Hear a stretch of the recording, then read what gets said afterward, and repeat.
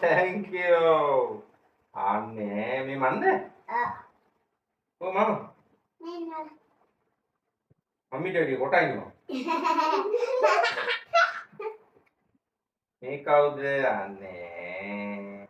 තාත්ති අද fathers day කනේ අපිව කොහේ හරි එකන් යන්න අපිට ට්‍රීට් එකක් ඕනිනේ.